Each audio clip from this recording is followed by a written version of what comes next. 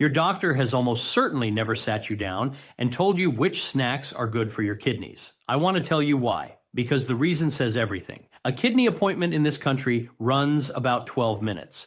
There is a billing code for a prescription and a billing code for a scan, but there is no code at all for the 10 quiet minutes it would take to explain what you should be reaching for at 3 o'clock in the afternoon. So the food talk is the first thing cut every single time. It is one of the most valuable conversations that never fits inside the room.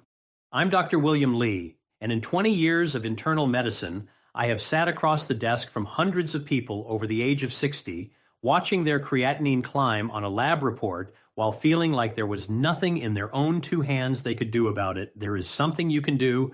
Today, I'm going to give you 5 ordinary snacks, the kind sitting in any grocery store you already shop at. And I'm going to show you exactly why each one works at the level of the tiny filters inside your kidneys. I'll show you exactly how to prepare each one so it helps your kidneys instead of quietly harming them.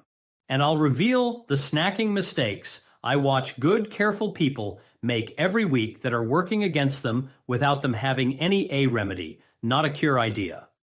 At least half of what I tell you in the next few minutes, I would wager you have never heard from anyone. Before we go a single step further, I want to be straight with you because you've been promised things before by people on the internet. I'm not going to tell you these 5 snacks will cure your kidney disease, reverse it, or undo years of damage. That would be a lie, and you would be right to close this video on me. What I am telling you is something quieter and far more honest. The food you put into your body, when chosen carefully and prepared correctly, genuinely changes how hard your kidneys have to work. And a kidney that is working a little less hard is a kidney that holds its ground for longer. I'm not selling you anything here. This is physiology, and it is backed by kidney specialists at the National Institutes of Health, along with kidney nutrition guidance from the Mayo Clinic and the Cleveland Clinic. Let me tell you who I'm talking to. If your last lab test showed your creatinine creeping up past 1.22 or 1.5 or even higher, if a doctor has said the words stage 3 to you, maybe even stage 4, if you're getting up 2, 3, or 4 times every night to use the bathroom and you've started to dread it, you are exactly the person I made this for. And the plan is simple, so you know it's worth staying until the end.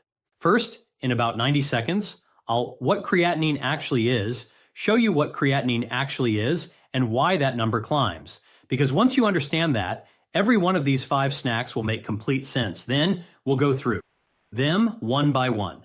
By the end, you'll know which 5 snacks to buy this week, exactly how to prepare each one so it works for your kidneys instead of against them. And you'll understand your own lab report better than you ever have before. Now let me give you the 92 explanation that almost nobody ever gives you. Creatinine is a waste product. Every time your muscles do their job, they burn a fuel called creatine for energy, and creatinine is the leftover waste from that process. It circulates through your bloodstream until your kidneys filter it out and send it into your urine. So in a healthy body, creatinine is produced all day and cleared all day, which keeps the level in your blood low and steady. Your kidneys perform this filtering through about 1 million microscopic filters each. Those filters have a name worth remembering: nephrons. When nephrons become damaged from years of high blood sugar, blood pressure that stayed too high for too long, or the slow progression of chronic kidney disease, that filtering process begins to slow down. The creatinine your body keeps producing is no longer cleared as quickly as it is made. So it starts building up in the bloodstream. That's when your lab reports begin showing numbers like 1.5, snack 1.8, 2.0, and climbing. Now stay with me because this is the part that changes everything. That creatinine number doesn't just reflect how damaged your kidney filters are. It also responds to 2 things that are completely within your influence every single day. First, how much waste you're asking your kidneys to clear in the first place. Second, how much ongoing damage those filters are receiving from inflammation and from the blood vessels that supply them.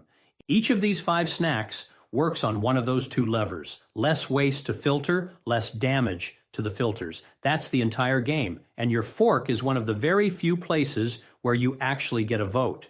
The first snack is one I recommend to nearly every kidney patient I see. And when I ask whether they eat it, almost all of them say no.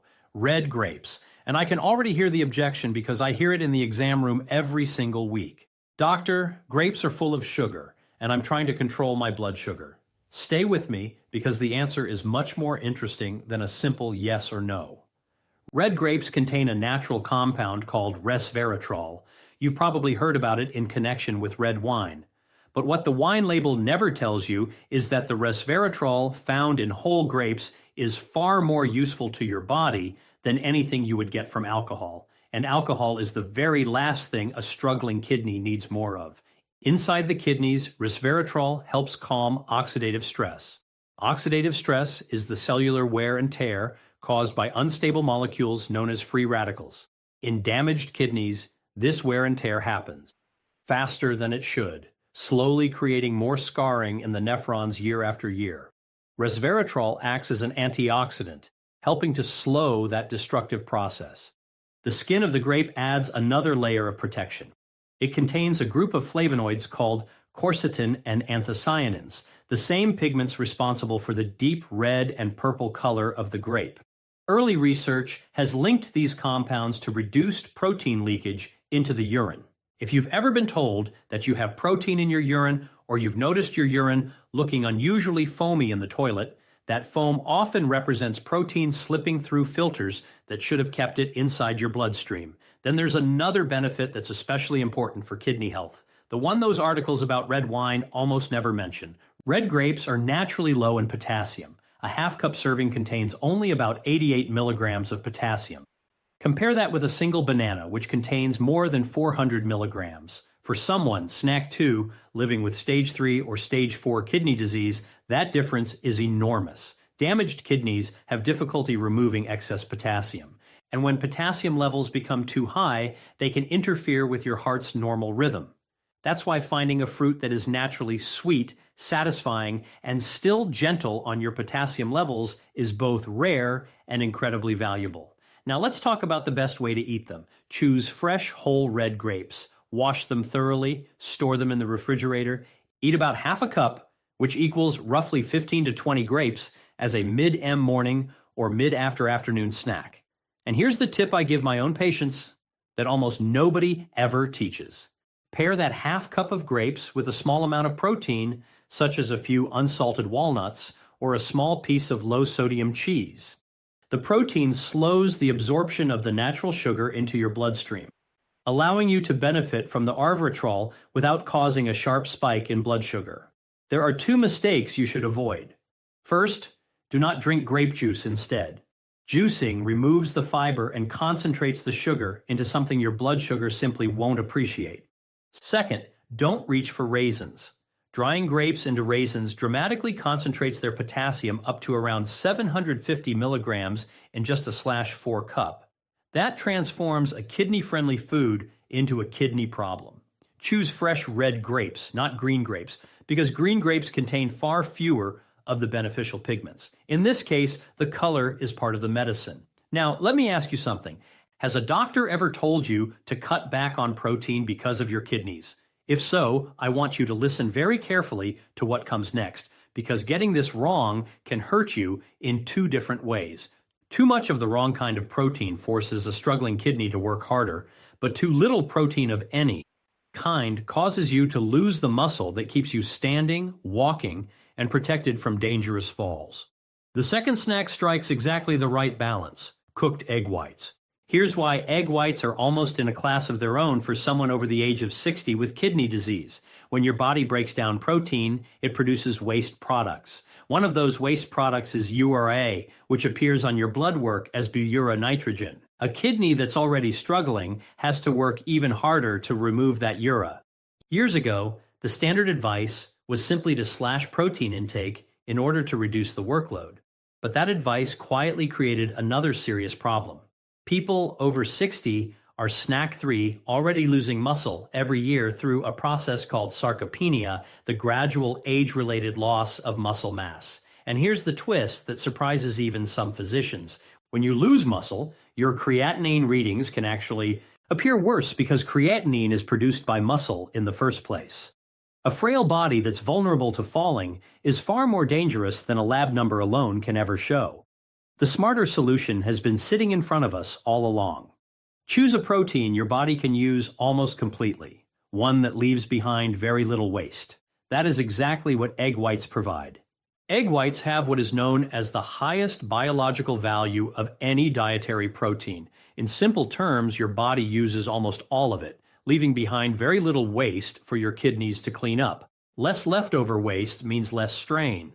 And for someone whose BUN is already elevated, that's meaningful relief. There's another important advantage, especially for people with stage 3 or stage 4 kidney disease. Egg whites contain almost no phosphorus. Phosphorus is a mineral that damaged kidneys struggle to remove. As phosphorus builds up in the blood, it weakens bones and hardens blood vessels. Nearly all of an egg's phosphorus is found in the yolk. So, by eating only the whites and leaving the yolks behind, you get premium quality protein with almost none of the phosphorus burden. Here's the best way to prepare them. Scramble 2 or 3 egg whites in a small amount of olive oil without adding salt. Use fresh herbs such as parsley or chives for flavor, or simply hard-boil whole eggs and remove the yolks. If you buy cartons of liquid egg whites, read the nutrition label carefully. Some brands add significant amounts of sodium. Choose one that contains less than about 100 milligrams of sodium per serving. The biggest mistake I see is someone eating one lonely egg white and calling it a snack. If your goal is to preserve muscle, you should aim for approximately 10 to 15 grams of protein at one sitting. That usually means 3 to 4 egg whites. One important caution: if you're living with advanced kidney disease, stage 4 progressing towards stage 5, your protein requirements become highly individualized.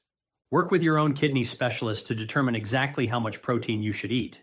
But for most people in the earlier stages of kidney disease, smart protein choices like egg whites are a benefit, not a threat.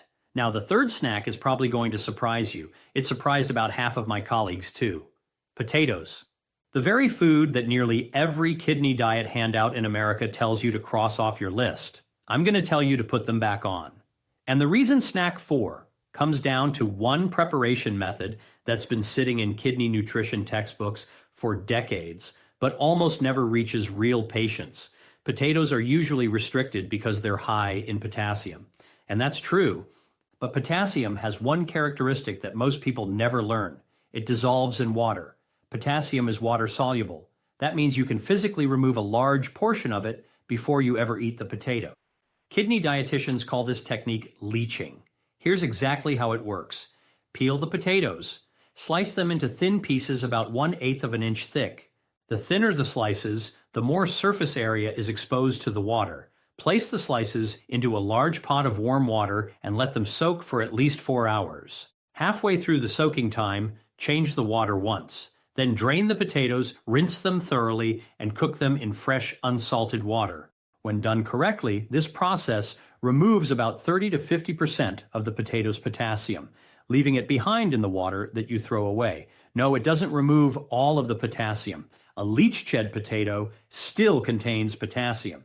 This isn't the free pass to eat unlimited amounts, but it transforms a high potassium food into a moderate potassium food that many people with stage 3 kidney disease can safely enjoy with their kidney doctor's approval. Yes, eating crackers would be easier. I understand that.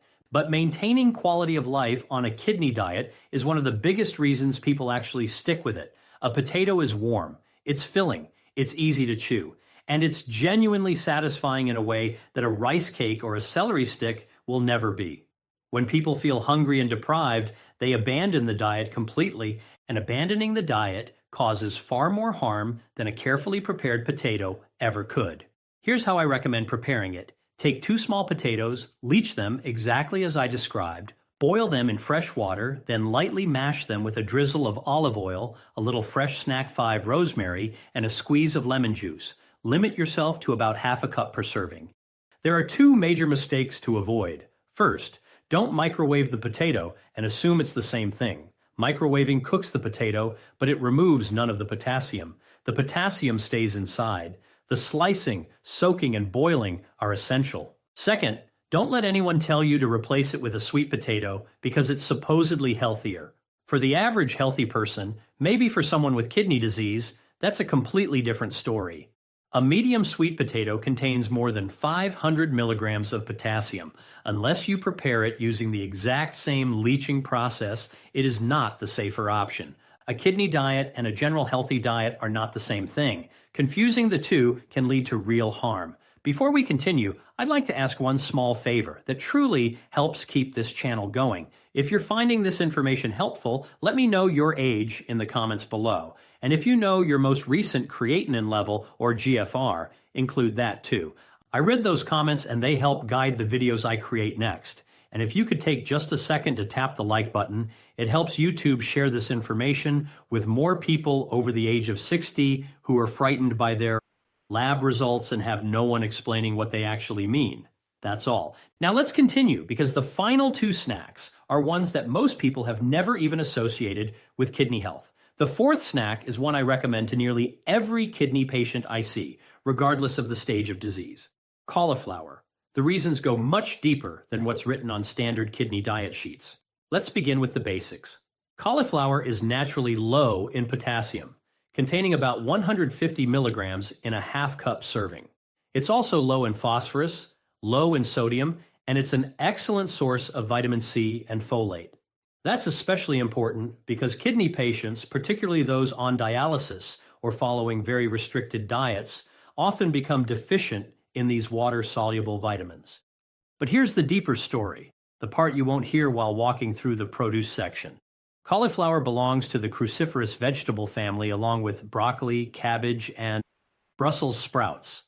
These vegetables contain a natural compound called indole-3-carbinol. Your body converts it into another compound researchers commonly refer to as DIM. Research suggests that DIM helps reduce inflammation by influencing one of your cell's primary inflammatory control systems known as the NF-kappa B pathway. And that word, inflammation, is central to a real story from a patient understanding why kidney disease continues to progress over time. In chronic kidney disease, a low, persistent, smoldering level of inflammation is one of the main reasons creatinine continues to climb even in people who feel perfectly fine. Now, I want to be careful here and not overstate the evidence.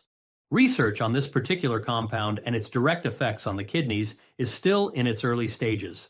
And I am not telling you that cauliflower alone will lower your creatinine. What I am telling you is this: reducing that underlying inflammation is one of the fundamental strategies for slowing the progression of kidney disease, according to kidney specialists at the National Institutes of Health.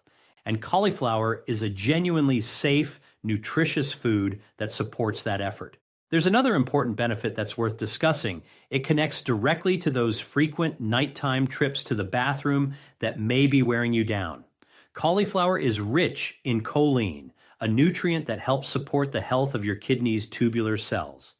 These are the specialized cells responsible for concentrating your urine and reabsorbing water back into the body. When these cells don't function well, your kidneys produce larger amounts of weaker, more diluted urine, and suddenly you're getting out of bed again at 2 o'clock in the morning. The research connecting dietary choline directly to that symptom is still developing, so I don't want to overpromise, but the biological mechanism makes sense. And cauliflower is a safe, healthy food, so there's very little downside to making it part of your routine.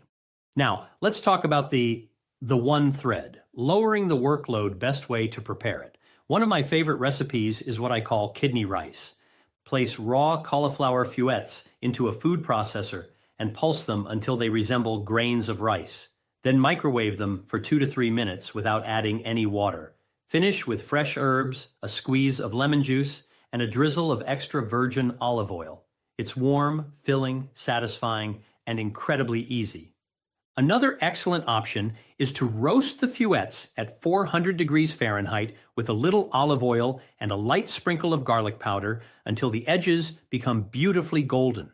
The biggest mistake to avoid is buying frozen cauliflower that's already covered in cheese sauce. Take a look at the nutrition label and you'll often find large amounts of sodium and phosphate additives. Both are hard on damaged kidneys. Instead, buy plain fresh cauliflower or plain frozen cauliflower and season it yourself. Now let's move to the fifth and final snack. This is the one that genuinely surprises people, including, I'll admit, a few physicians who haven't kept up with the latest research in kidney nutrition. Macadamia nuts. If you've been told to avoid all nuts because of kidney disease, I want to explain why that blanket recommendation is becoming outdated and why macadamia nuts occupy a category all their own. Most nuts really. What to do tonight can be problematic for people with kidney disease. That recommendation came from a legitimate concern. Just 1 ounce of almonds contains approximately 200 milligrams of potassium and 136 milligrams of phosphorus. For someone living with stage 3 or stage 4 kidney disease, that's a significant burden from both minerals at the same time. But macadamia nuts are different. 1 ounce, which is about 10 to 12 nuts, contains only about 104 milligrams of potassium and 53 milligrams of phosphorus. Those numbers are dramatically lower than nearly every other commonly eaten nut. That transforms macadamia from a food many people avoid into one they can often enjoy, and they provide something your kidneys quietly appreciate. Macadamia nuts are exceptionally rich in monounsaturated fats, particularly oleic acid, the very same heart-healthy fat that makes extra virgin olive oil so beneficial. That matters not only for your heart, but also for your kidneys, because kidney disease and heart disease almost always travel together. Kidney specialists at the National Institutes of Health and Heart Specialists at the American Heart Association emphasize the very same point. A person living with chronic kidney disease is actually far more likely to die from a cardiovascular event than from kidney failure itself. When to call your kidney doctor first. The same inflammation and blood vessel damage that injure the kidneys also damage the arteries throughout the body. Monounsaturated fats help lower harmful LDL cholesterol while improving the health of the lining of your blood vessels. Healthier blood vessels mean healthier blood flow into your kidneys. And healthy blood flow is exactly what those tiny kidney filters need to continue doing their job. There is also early research suggesting that these healthy fats may help reduce the protein leakage through the kidney filters that we discussed earlier. Meanwhile, diets high in unhealthy saturated fats may make that leakage even worse. Again, I don't want to overstate the evidence, but the overall direction of the research has been remarkably consistent, and macadamia nuts remain an excellent food choice. They're also one of the very few truly satisfying crunchy snacks for people trying to manage both kidney disease and blood sugar. That's because they have very little effect on blood glucose levels. To enjoy them properly, portion control is essential. Macadamia. Nuts are calorie dense. Stick with 1 ounce or about 10 to 12 nuts and no more. Buy them raw and unsalted whenever possible. If raw isn't available, choose dry roasted varieties with no added oil and no added salt. Avoid flavored varieties coated in caramel, chocolate, or sweet seasonings, since these often contain added sugar, sodium, and phosphate additives. Here's one habit I recommend to many of my own patients. Measure out 10 to 12 macadamia nuts into a small container.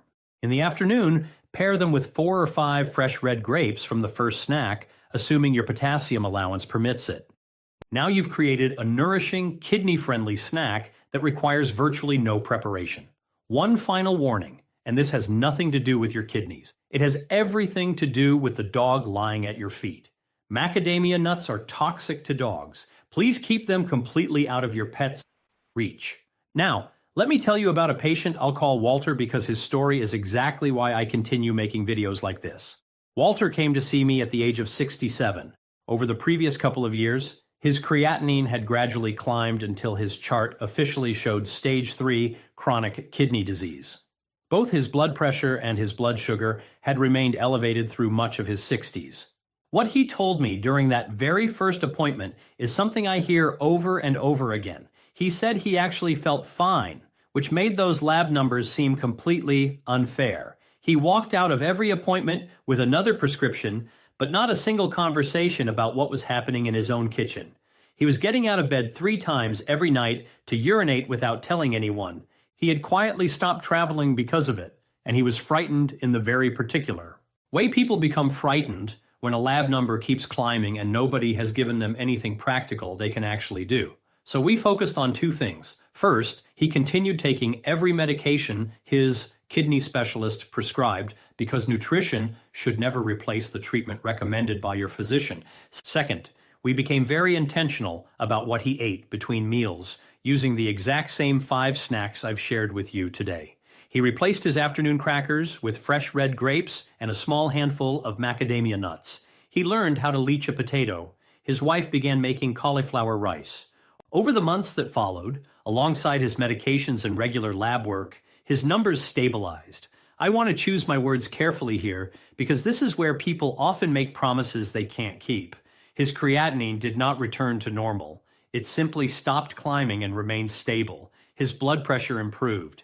His nighttime trips to the bathroom dropped from 3 times a night to just once. But the thing he told me he appreciated